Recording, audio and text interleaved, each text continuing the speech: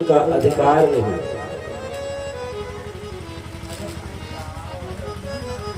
और कथा सुनने वाले के लिए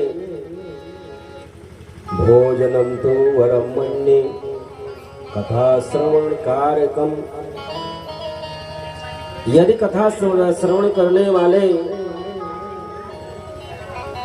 के लिए नियम बताया गया कि उपवास रख करके यदि कथा श्रवण करे तो ठीक है। भोजनम तुम तुवरम मन्ये। और यदि उपवास रह करके कथा श्रवण करने में बाधा आती है, भोजन न करने से यदि कथा श्रवण में बाधा आती है तो लिखा है नोपवासो वरो प्रोक्ता कथा विघ्न करो यदि। तो दोनों टाइम भोजन करके कथा श्रवण करें, जिससे नियम यही बताया गया कि जिससे सुख पूर्वक बैठ करके कथा सुनी जाए, जिससे बैठने पर भगवान की कथा में मन लगे, भगवान में मन लगे, उसी प्रकार रहा। ऐसा नहीं है कि आप उपवास कर रहे हैं और कथा में बैठे हैं, मन भोजन में लगा। तो उपवास करने का कोई नियम नहीं है।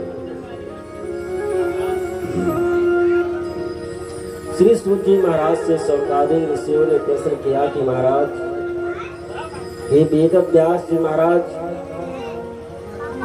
कौन थे? श्रीमद् भागवत की रचना कब, कैसे और क्यों किया? ये आप हमको बताने की कृपा करें। श्री सूत जी महाराज कहते हैं, ऋषियों,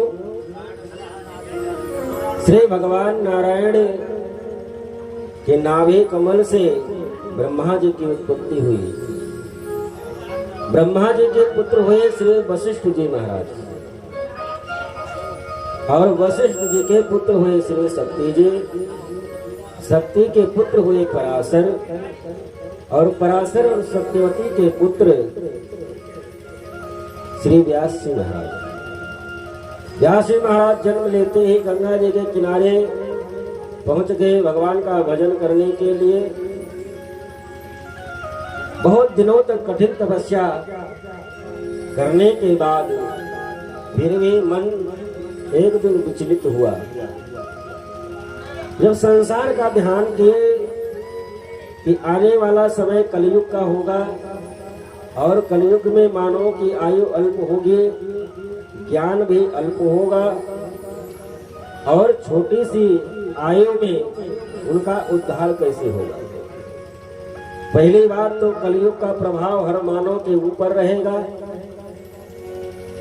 वो धर्म, कर्म, पूजा पाठ, अपने बड़ों का सम्मान, गुरुजनों का सम्मान, धर्म के पथ पर वो चल नहीं पाएगा, उसका मन नहीं लगेगा। तो कलयुग के जीवों का उद्धार कैसे हो, ये मन में विचार करने लगा। जब मन में मन विचलित हुआ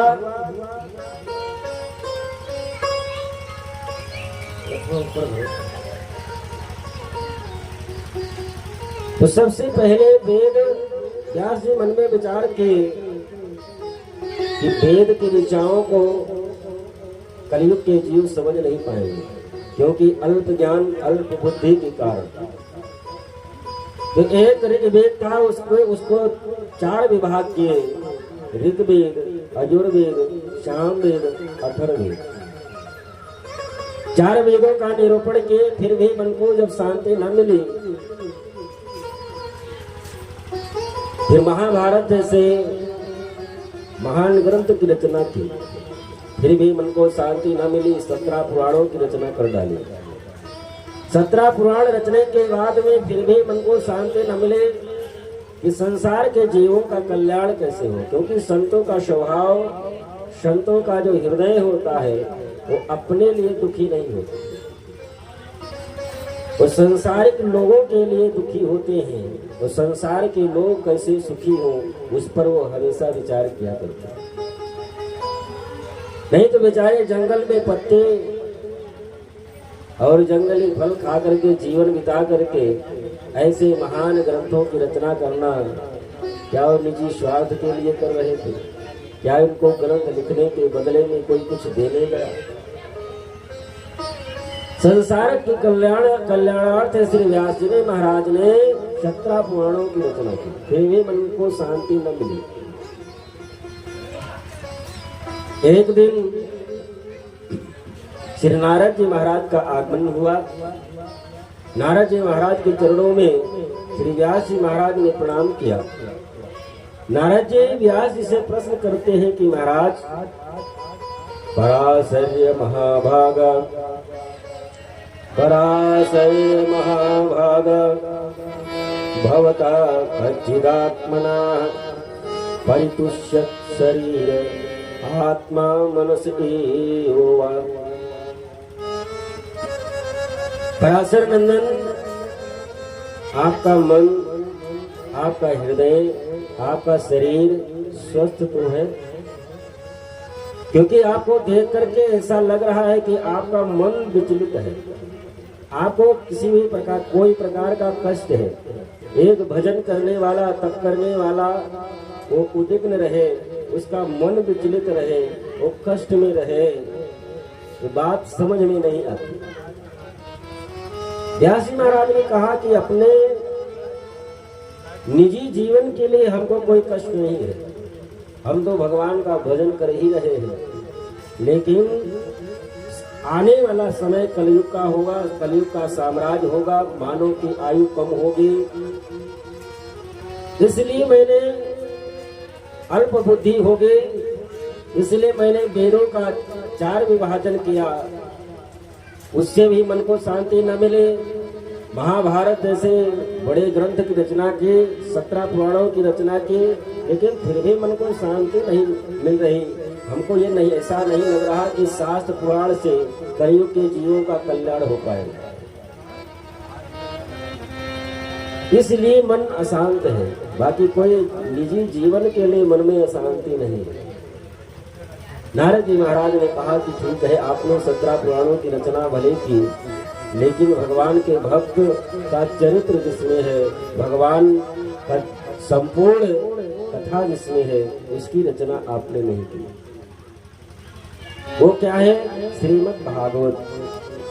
व्यास जी महाराज ने कहा कि अब तो वृद्धा अवस्था आ गई और अब हमसे कोई ग्रंथ की रचना हो भी नहीं पाएगी, अब मैं कुछ कर भी नहीं सकता।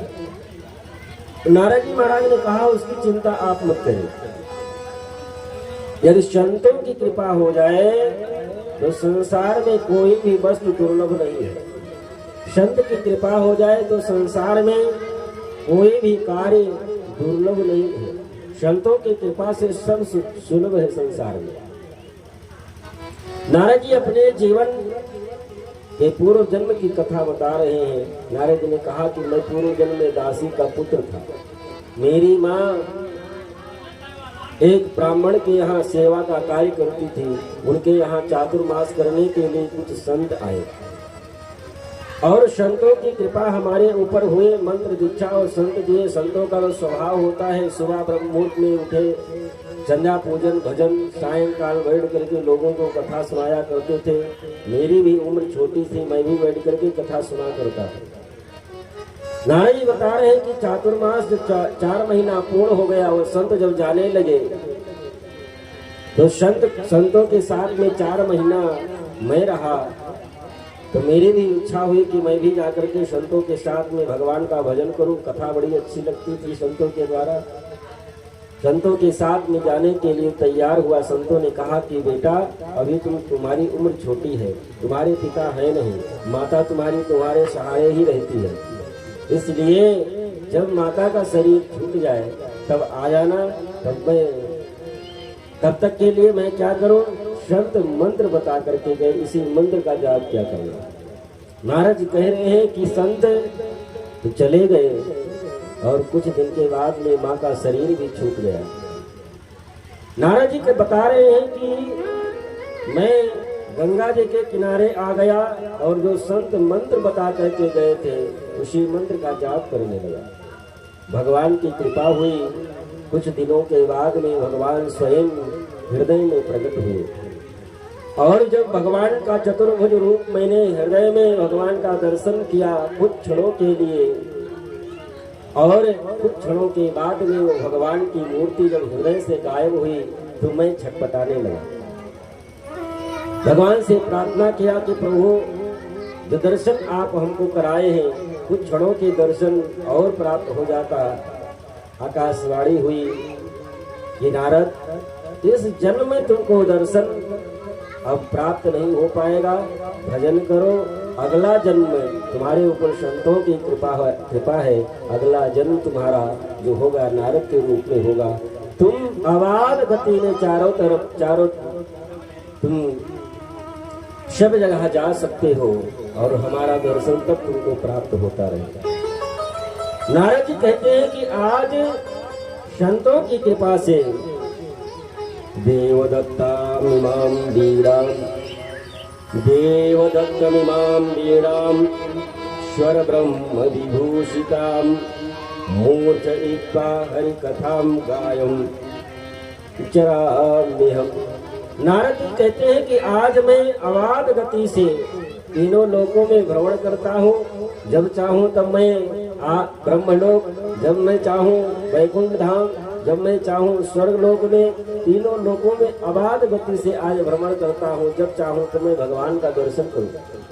आज ब्रह्मा का पुत्र होने का सौभाग्य हमको प्राप्त हुआ है तो केवल संतों की ही कृपा से।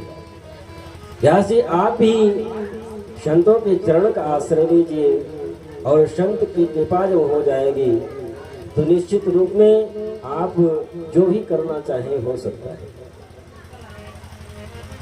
संतन के संग लागे रे तेरे अच्छे बनेगे, संतन के संग लागे रे तेरी अच्छी बनेगी, संतन के संग लागे रे तेरी अच्छी बनेगी।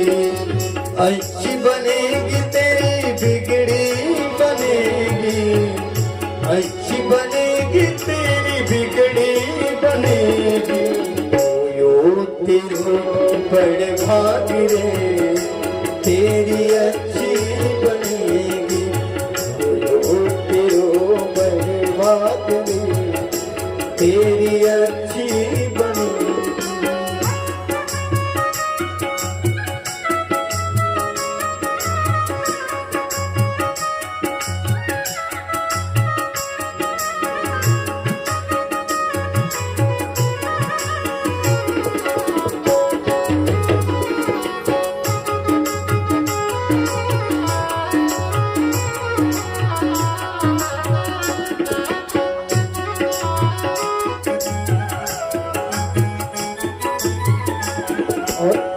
ध्रुव जी की बन गई, प्रहलाद जी की बन गई, ध्रुव जी की बन गई, प्रहलाद जी की बन, ध्रुव जी की बन गई, प्रहलाद जी की बन गई, ध्रुव जी की बन गई, प्रहलाद जी की बन गई, ध्रुव जी की बन गई, प्रहलाद जी की बन गई।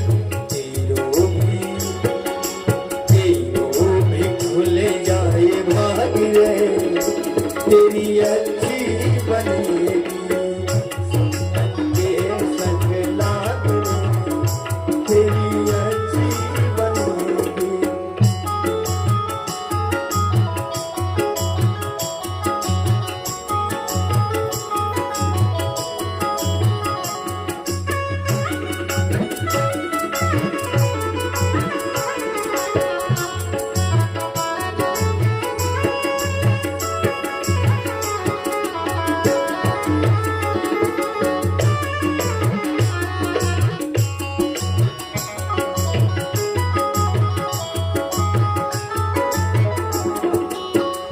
कागा से तो है हंस बनाई है, कागा से तो है हंस बनाई है, कागा से तो है हंस बनाई है।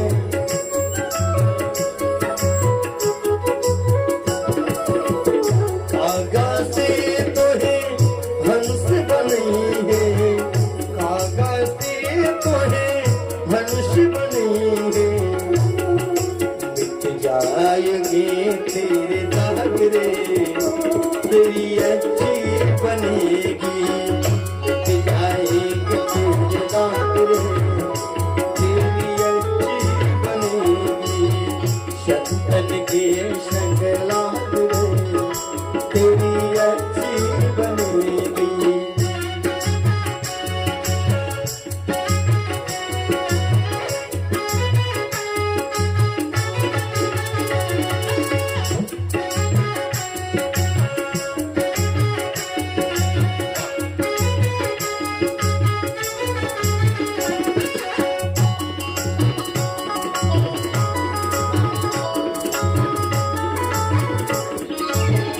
मोहनिशा में बहुत दिन सोया, मोहनिशा में बहुत दिन सोया।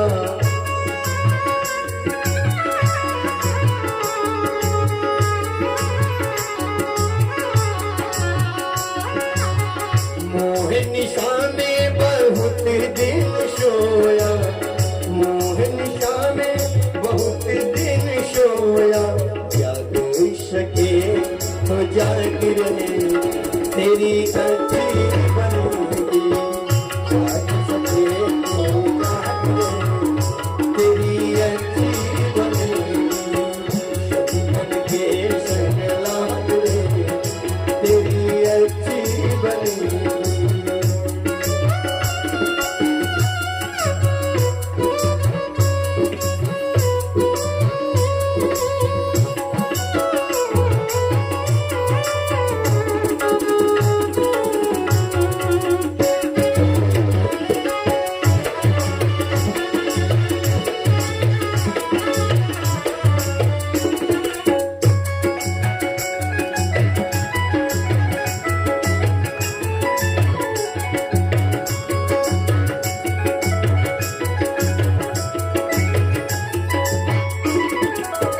सुचवित नारी तीन आशाएं, सुचवित नारी तीन आशाएं, तीन आशाएं, तीन आशाएं, तीन आशाएं, तीन आशाएं। सुचवित नारी तीन आशाएं, सुचवित नारी तीन आशाएं।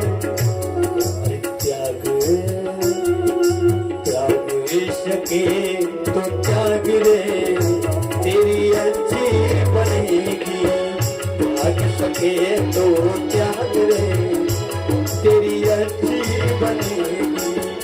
अच्छी बनेगी तेरी किस्मत जगेगी, अच्छी बनेगी तेरी किस्मत जगेगी। संतान के संग लागे, तेरी अच्छी बनेगी। के संग लागे, तेरी अच्छी बने, तेरी किस्मत जगे, तेरी अच्छी बने, तेरी किस्मत जगे। बोलिए भागवत भगवान की जय।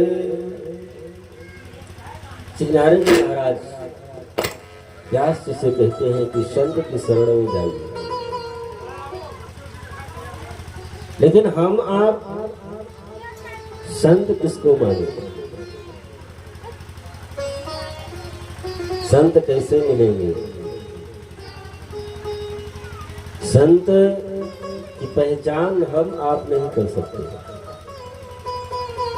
संत की पहचान श्री हनुमान जी महाराज नहीं कर पाए। संत की पहचान जगत जननी परा अम्बा सीता न कर पाए। तो हम आप में वो शक्ति सामर्थ्य नहीं कि संतों की पहचान हम आप कर सकें। जिस समय श्री हनुमान जी महाराज संजीवनी बूटी लेने के लिए जा रहे थे, कालनेमी साधु का वेश बना करके हनुमान जी महाराज को रोक लिया। ईश्वरी उदय के होने के पूर्व संजीवनी बूटी लेकर के इनको लौटना है, तो यहीं पर बातों में बझा करके रखे, हनुमान जी पहचान न पाए। जगत जननी परा अम्मा सीता का हरण करने के लिए जब रावण आया, साधु का वेश बना करके आया, सीता जी पहचान न पाए कि ये रावण है कि संत। संत कैसे मिलेंगे? बिन हरि कृपा मिले नहीं संत। भगवान का भजन करिए, जब भगवान की कृपा हो जाएगी, जब हरि की कृपा होगी, भगवान की कृपा होगी, तब संत मिलेंगे। संत का कोई भेष नहीं होता, संतों का कोई रूप नहीं होता कि लाल पीले कपड़े पहन लिए, चंदन लगा लिए, बड़े बड़े जटा बना बढ़ा लिए, वही संत। संत का कोई रूप रंग वेशभूषा नहीं होता, लेकिन संत तभी मिलेंगे जब भगवान की कृपा होगी। भगवान का भजन करिए और संत का दर्शन भगवान की कृपा होगी तब हो जाएगा। श्री व्यास जी महाराज को नारद जी समझा करके चले गए। श्री व्यास जी महाराज संतों के चरणों का आश्रय लिया। जो चतुश्लोकी भागवत नारद जी व्यास जी को देकर के गए थे, उसी का विस्तार करने लगे। इस श्लोक की रचना श्री व्यास जी महाराज कहते हैं, लेकिन भागवत के रचना व्यास जी ने किए, लेखन का कार्य श्री गणेश जी महाराज और जयमिनी महाराज ने किया। इस श्लोक एक एक करके रचना करके बोलते जा रहे हैं और लेखन का कार्य गणेश जी महाराज और जयमिनी जी महाराज कर रहे हैं। श्रीमद् भागवत की रचना पूर्ण हुई। व्यास जी महाराज ने मन में विचार किया कि ये तो परमहंसों की संहिता है, किसको प्रदान करें। रचना तो हो गई। श्री सूत जी महाराज श्री शौनकादिक ऋषियों ने पूछा कि महाराज ये सुखदेव जी महाराज कौन है, इनका जन्म कैसे हुआ, ये भी आप हमको बताने की कृपा करें। श्री सूत जी महाराज वर्णन करते हैं कि ऋषियों, श्री सुखदेव जी महाराज कोई साधारण व्यक्ति नहीं है। ये श्री राधा जी के यहाँ शुभ बनकर के रहा करते थे और इनको भगवान का अवतार ही माना गया। और भगवान को कोई अतिशीघ्र कार्य करना होता है तो नारद जी महाराज का आश्रय करते हैं। भगवान का मन नारद जी को बताया गया। एक बार भ्रमण करते हुए श्री नारद जी महाराज कैलाश पर्वत पर पहुंचे। उस समय श्री भोले बाबा अपनी गुफा में बैठ करके अपने आराध्य देव, अपने इष्ट देव का स्मरण कर रहे थे, भजन कर रहे थे। पार्वती जी के पास में नारद बाबा पहुंचे, चरणों में प्रणाम किए और नारद जी को पार्वती मैया ने प्रणाम किया, क्योंकि अपना गुरु मानती हैं नारद जी को, और नारद जी तो जगत जननी पर अम्मा उनको मानते हैं। नारद जी से पार्वती जी ने पूछा कि बाबा अब बहुत दिनों के बाद में आए, कारण क्या है, क्या नाराज रहने लगे हो क्या? नारद जी ने कहा कि माता अब कहीं पर आने जाने की इच्छा नहीं होती। क्यों? क्योंकि अब संसार में सब कपट का व्यवहार करते हैं, एक दूसरे के प्रति सब कपट रखते हैं और कपट के व्यवहार के कारण अब मैं किसी के यहाँ आना जाना बंद कर दिया। पार्वती मैया ने कहा कि हमारे यहाँ तो ऐसी बात नहीं है, हमारे यहाँ तो भोले बाबा हमसे कोई कपट नहीं करते, यहाँ तक वो हमसे कोई भी बात छुपाते नहीं। जो अपने इष्ट देव का ध्यान लगाते हैं, जो मूर्ति उनके ध्यान में आती है, वो भी शाम को हमको आकर के बताते हैं, जो कि किसी को बताना नहीं चाहिए। और गुरु जो मंत्र दे करके जाते हैं, गुरु के द्वारा दिया हुआ मंत्र किसी को नहीं बताना चाहिए, वो भी हमको बता दिए। तो भोले बाबा तो हमसे कोई कपट नहीं करते, हर बात हमसे बताते। और आप कैसे कह रहे हैं कि संसार में सभी लोग कपट का व्यवहार करते, एक दूसरे के प्रति कपट रखते। तो नारद जी ने कहा कि आपसे इतना प्रेम, इतना स्नेह भोले बाबा करते हैं, तो आपको ये भी बताए होंगे कि गले में जो मुंडों की माला पहने हैं वो किसकी है, ये भी आपको बताए होंगे। पार्वती जी ने कहा ये तो हमको नहीं बताया था। नारद जी ने कहा कि जब आज तक आपको ये नहीं बताए कि मुंडों की माला जो 24 घंटा अपने हृदय से लगा करके रखते हैं किसकी है, तो आपसे प्रेम के अर्थात करते हैं। कम से कम ये बताए होते कि हाँ ये मुंड किसके हैं। नारद जी आग लगा करके तो चले गए और जिस गुफा में भगवान शिव बैठ करके तप कर रहे थे उसी गुफा से हो करके गए और भोले बाबा से बताते हुए गए, बाबा आप थोड़ा जल्दी जाना, माता भी आपको याद कर रही है। भगवान शिव ने कहा आप हो करके आए हैं तो जरूर याद करती होंगी। सायंकाल के समय जब भगवान शिव वापिस लौट करके आए, माँ पार्वती रुष्ट होकर के बैठी है, उदास चेहरा देख करके भगवान शिव ने पार्वती जी से पूछा, देवी क्या हुआ, क्यों इतना नाराज जैसे लग रही हो। बाहर विजम भैया कौन कथा हो लाज।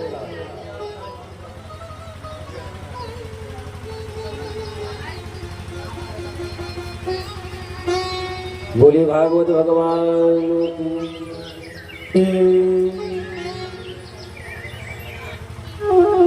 भगवान शिव ने जब कहा कि देवी नाराज होने का कारण, पार्वती ने कहा कि आप जैसा कपट कपटी तो तीनों लोकों में नहीं है।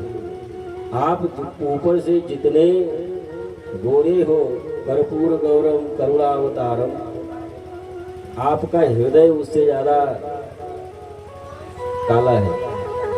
भगवान शिव ने कहा कि आप हमसे प्रेम नहीं करते, आप हमसे कपट करते हैं।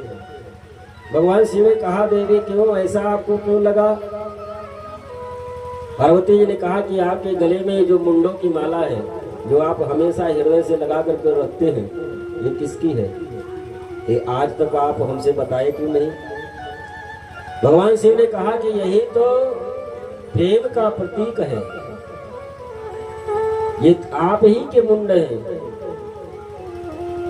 पार्वती मैया ने कहा कि ये 108 कपड़े की माला आप पहने हैं, तो क्या हमारी मृत्यु 108 बार अब तक हो गई। भगवान शिव ने कहा हाँ। तो आपने कौन सी अमर कथा का, कौन सा अमृत का पान कर लिया जिससे आपसे आपकी मृत्यु नहीं होती। भगवान शिव ने कहा कि मैं अमर कथा का पान किया हूँ जिससे हमारी मृत्यु नहीं होती।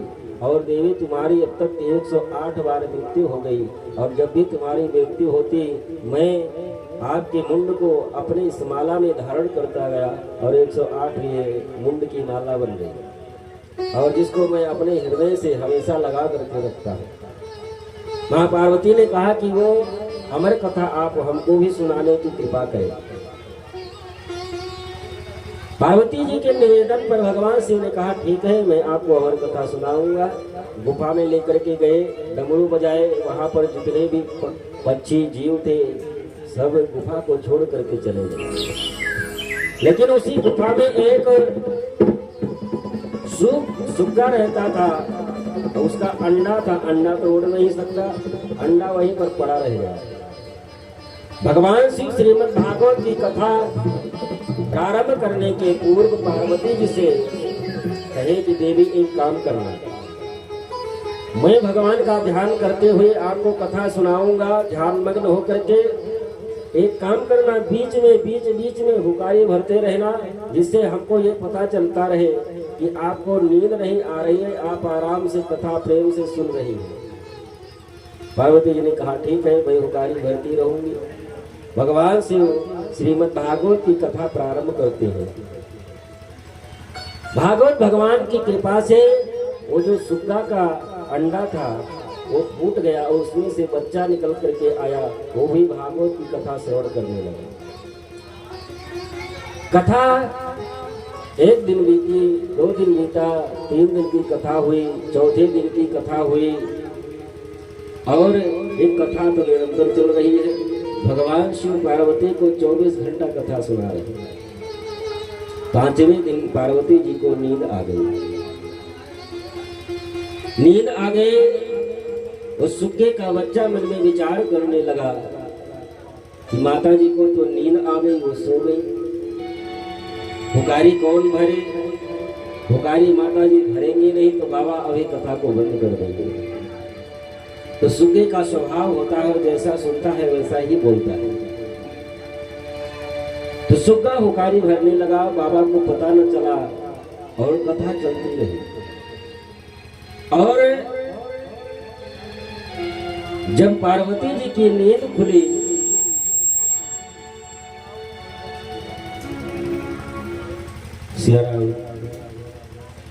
भैया सिर दे दो, बहुत डिस्टर्ब होता है तेरे माइक से ना कथा उठा हो ना पाए। तो सही बोलो ना, बीच में घटे को बड़े को सीटी मारे।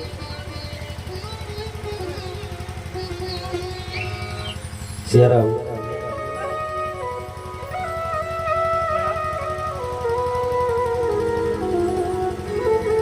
जब पार्वती जी की नींद खुली तो पार्वती जी पूछने लगे कि बाबा, भगवान का अवतार मथुरा में हुआ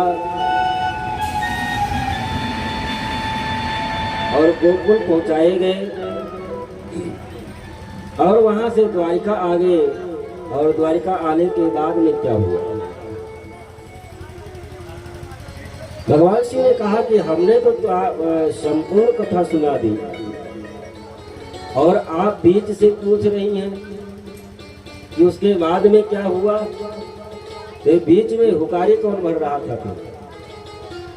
भगवान शिव ने पार्वती से पूछा कि आप बीच में सो गई थी, तो बीच में फिर हुकारी कौन भर रहा था? मां पार्वती ने कहा कि हमको तो पता नहीं। भगवान शिव अपने त्रिशूल को उठाए कि कौन है जिसने हमारे अमर कथा की चोरी की है, मैं इसको जीवित नहीं छोड़ूंगा। वो छोटा सा सुग्गे का बच्चा वहां से उड़ा और भागते भागते आया और व्यास जी की पत्नी दीपिका उस समय आंगन में बैठी हुई थी और वो जो ही जम्हाई ले रही थी और मुख के द्वार से गर्भ में प्रविष्ट हो गए। भगवान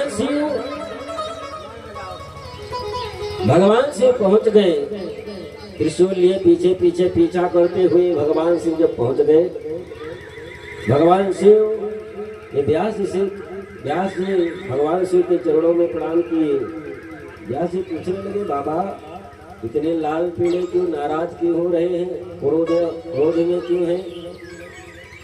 भगवान शिव ने कहा कि आपके यहाँ एक चोर घुस आया है, हमारे अमर कथा का चोरी किया है, मैं उसको जीवित नहीं छोड़ूंगा। व्यास जी ने कहा जो वो अमर कथा का पान कर लिया है तो उसको आप मार पाएंगे क्या? भगवान शिव ने कहा ये तो हम भूल ही गए थे। और वहीं श्री सुखदेव जी महाराज व्यास जी की पत्नी बीटिका के गर्भ में 12 वर्षों तक रहे। व्यास जी महाराज अनेक बार प्रार्थना करते रहे, गर्भ से बाहर न आए। स्वयं जब भगवान आकर के आश्वासन दिए कि आप गर्भ से बाहर आ जाओ, माता को कष्ट होता है, हमारी माया का प्रभाव तुम्हारे ऊपर नहीं पड़ेगा। इसलिए सुखदेव जी महाराज माँ के गर्भ से 12 वर्ष के बाद में जब बाहर आए तो माता पिता के चरणों में प्रणाम करके और भगवान का भजन करने के लिए जंगल में चले गए। पिता आवाज देते रहे लेकिन वापस लौट करके न आए।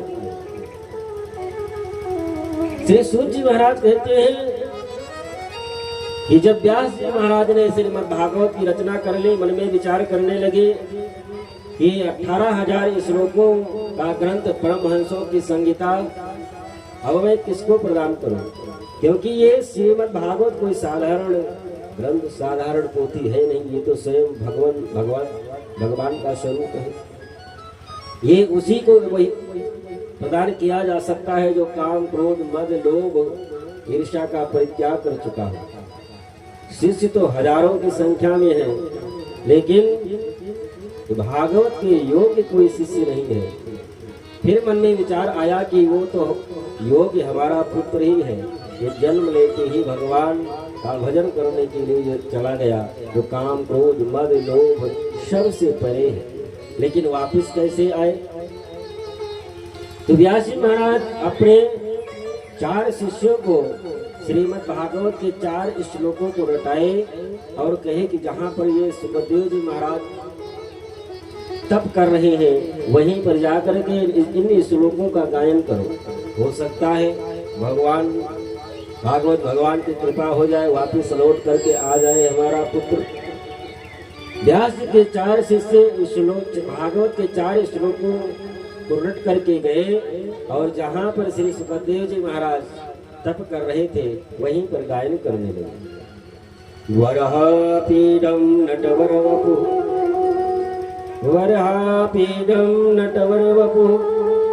कर्णयोरकर्णिकारं बिभ्रदवासा कनककपिशं वैजयन्तीं च मालां रन्धान वेणुर्रधरसुधया पूरयन् गोपवृन्दै वृन्दारण्यं सवदरमणं प्राविशत कीर्तिः। भगवान के स्वरूप का वर्णन इस श्लोक के माध्यम से जब गायन किए, ब्राह्मण के बालक छोटे छोटे बालक हैं कि भगवान का छोटा सा नन्हा सा स्वरूप है, सायंकाल का समय है, गौचारण करके वापस लौट करके आ रहे हैं। भगवान के रूप सौंदर्य का वर्णन इस श्लोक के माध्यम से किए। जब यहाँ पर श्री सुखदेव जी महाराज बैठ करके भगवान निर्गुण निराकार ब्रह्म का ध्यान कर रहे थे, इन श्लोकों को सुन करके श्री सुखदेव जी महाराज के मन में विचार आया कि वो ब्रह्म वो परमात्मा का स्वरूप इतना सुंदर इतना कोमल है। लेकिन फिर ध्यान में बैठ गए, मन में विचार करने लगे कि ऊपर से भी देखने में तो बहुत लोग अच्छे होते हैं, लेकिन हृदय पता नहीं कैसा हो। पुनः दूसरे श्लोक का गायन जब ब्राह्मण बालकों ने किया, अहो वकीयं स्तनकालकूटं अहो वकीयं स्तनकालकूटं जिघांसया पायुयगप्यसाधवि लेभे गतिं धात्रचितं ततोऽन्यं कं वा दयालुं शरणं व्रजेम। इन श्लोक के माध्यम से भगवान के स्वभाव के बारे में जब श्री सुखदेव जी महाराज ने सुना कि परमात्मा इतना दयालु इतना कृपालु है कि यहोवकीयं स्तनकालकूटं, जो पूतना भगवान को मारने के लिए स्तन में विष लगा करके गई, उस पूतना को भगवान ने वो सदगति प्रदान की जो अपनी माँ यशोदा और देवकी को बहुत बाद में जो गति प्रदान की, वो पूतना को भगवान ने पहले ही प्रदान कर दी। जब भगवान के स्वभाव के बारे में सुना तो श्री सुखदेव जी महाराज उठ करके खड़े हुए कि भैया आप और कथा और श्लोक सुनाओ ना। शिष्यों ने कहा कि यदि आपको और श्लोक सुनना है तो इस प्रकार के 18,000 श्लोक आपके पिता व्यास जी के पास में है, आप उन्हीं के पास में चलिए। बस हमको तो थोड़े से श्लोक रटाए गए थे, तो हमको आप सुना दीजिए। श्री सुखदेव जी महाराज वापस अपने पिता के आश्रम कुटिया पर आ गए और सूत जी महाराज कहते हैं कि व्यास जी श्रीमद् भागवत जैसे महान ग्रंथ श्री सुखदेव जी महाराज को प्रदान किए। श्री सूत जी महाराज से प्रश्न करते हैं शौनकादिक ऋषि कि कब और कैसे कौन सा ऐसा कारण पड़ा कि श्री सुखदेव जी महाराज राजा परीक्षित को कथा सुनाए, और ये राजा परीक्षित है कौन, आप हमको बताने की कृपा करें। राजा परीक्षित का जन्म किस कुल में हुआ, कैसे इनको श्राप लगा, और कब श्री सुखदेव जी महाराज राजा परीक्षित को कथा श्रवण कराए। श्री सूत जी महाराज वर्णन करते हैं कि ऋषियों, एक उस समय की घटना है जिस श्री सुखदेव जी महाराज राजा परीक्षित का जन्म कौरव वंश में हुआ था। और कैसे श्री सूत जी महाराज वर्णन करते हैं, यदा मृदे कवरव सृंजयानाम, यदा मृदे कवरव सृंजयानाम वीरेश्वतो वीरगतिं गतेषु विकोदरा विद्वगदा विमर्शा भगलोरुदंडै धृतराष्ट्रपुत्री। श्री सूत जी महाराज वर्णन करते हैं कि ऋषियों, ये उस समय की घटना है जब महाभारत का युद्ध संपन्न हो गया। महाभारत का युद्ध जब संपन्न हो गया, दुर्योधन उसी युद्ध स्थल में पड़ा हुआ है, मृत्यु के लिए तड़प रहा है। भीम की गदा के प्रहार से उसकी कमर टूट गई है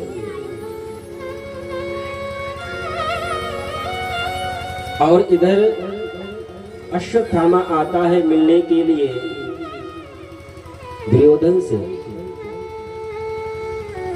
दुर्योधन की दशा को देख करके अश्वत्थामा दुर्योधन से कहता है कि मित्र, आपकी ये दशा हमसे देखी नहीं जा रही कि आप ऐसा धनुर्धारी और इस अवस्था में पड़ा, आपके 100 भाई वो भी मार दिए गए, करोड़ों की संख्या में सेना भी आपकी मारी गई और आप इस युद्ध स्थल में ऐसे पड़े हैं, ये हमसे देखा नहीं जा रहा। मित्र, यदि आप हमको सेनापति बनाए होते तो शायद आपकी ऐसी दशा नहीं होती। दुर्योधन ने अश्वत्थामा से कहा कि मित्र, हमको और कष्ट नहीं है कि हमारे 100 के 100 भाई मार दिए गए, हमको ये कष्ट नहीं है। हमारी करोड़ों की संख्या में सेना मार दी गई, ये कष्ट नहीं है।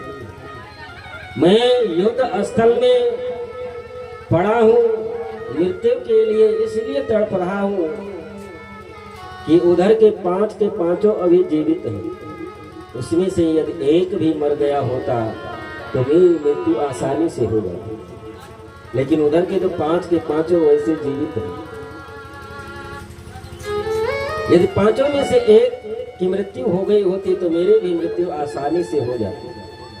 अश्वत्थामा ने कहा कि मित्र, आप इसकी चिंता मत करें, आप एक की बात कर रहे हैं, मैं वचन देता हूं कि मैं आज 5 का सर रात्रि में काट करके लेकर के आऊंगा और आपके सामने रख दूंगा।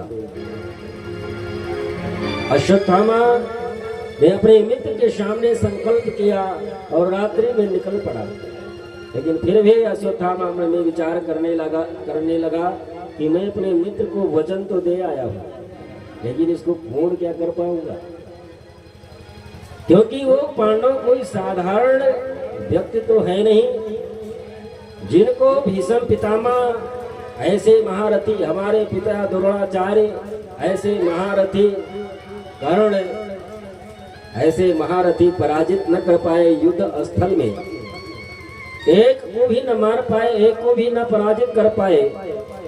और मैंने तो प्रतिज्ञा कर ली मित्र के सामने कि मैं 5 का सर काट करके लेकर के आऊंगा, ये कैसे संभव हो पाए।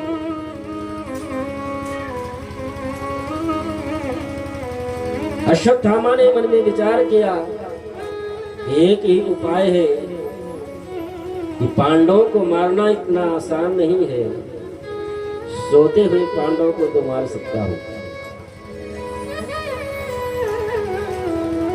तो मन में विचार किया कि सोते हुए पांडवों को मैं मारूंगा, क्योंकि जागृत अवस्था में मैं युद्ध करके तो उनको नहीं मार सकता, मैं एक को भी नहीं मार सकता।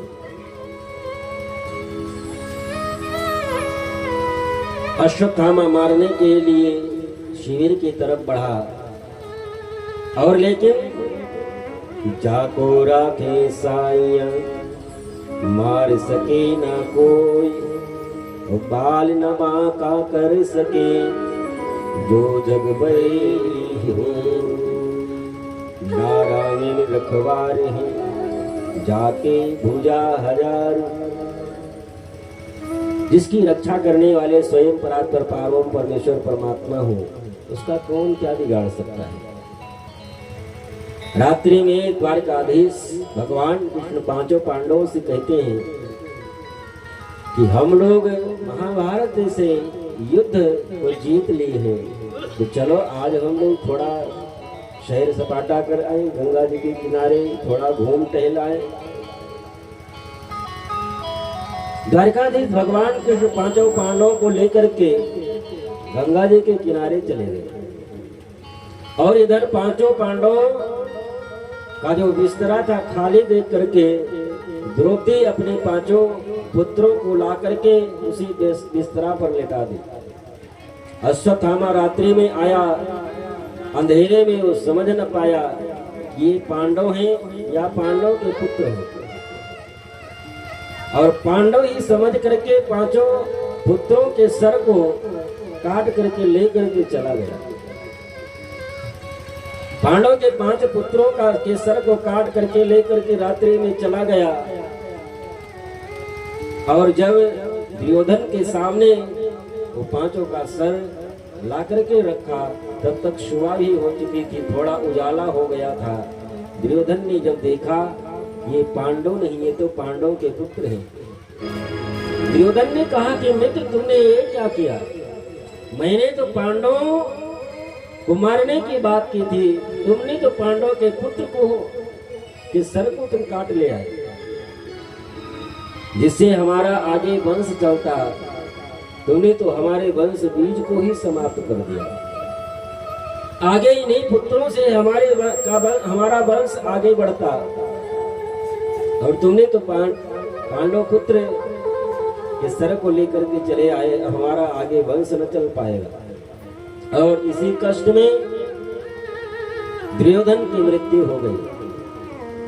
दुर्योधन की मृत्यु हो गई। अश्वत्थामा मन में विचार करने लगा कि मैं मित्र के भी काम न आ सका, और पांडव से दुश्मनी भी ले बैठा, और हमारी रक्षा तीनों लोगों में कोई नहीं कर पाएगा। और इधर शिवा जब द्रौपदी आई अपने बेटों को जगाने के लिए, जब अपने बेटों को जगाने के लिए आई तो देखती क्या है कि पांचों पुत्रों का धड़ तो बिस्तरा पे पड़ा है, लेकिन सर एक का भी नहीं है। जिस माँ के एक बेटे की मृत्यु हो जाए, उस माँ पर क्या गुजरती है, उस कष्ट को केवल एक माँ ही बता सकती है। और जिस माँ के 5 पुत्रों की हत्या हो गई हो, कोई सर काट करके लेकर के चला गया हो, उस माँ के ऊपर क्या बीती होगी, वो तो द्रौपदी ही समझ सकती है। द्रौपदी पछाड़ मार करके जमीन पर गिरी और जोर जोर से चिल्ला करके रोने लगी। उधर पांचों पांडव वापस लौट करके जब आए, अर्जुन द्रौपदी को रोता चिल्लाता देख और बिस्तरा पर देखा तो पांचों पुत्रों का केवल धड़ पड़ा है, सर एक का भी नहीं है। अर्जुन मन में विचार करने लगे कि ऐसा कुकृत्य कौन कर सकता है, कि सोते हुए बालकों की हत्या, इतना जघन्य अपराध कौन कर सकता है।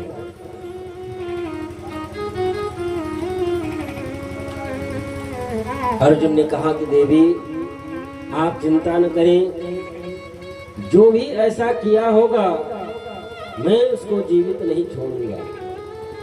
विचार किए कि इस ऐसा कृत्य केवल अश्वत्थामा ही कर सकता है, क्योंकि बाकी तो सब महाभारत के युद्ध में मारे गए, कोई है नहीं योद्धा। अश्वत्थामा बचा हुआ है, गुरु का पुत्र है, लेकिन इतना बड़ा अपराध, सोते हुए बालकों की हत्या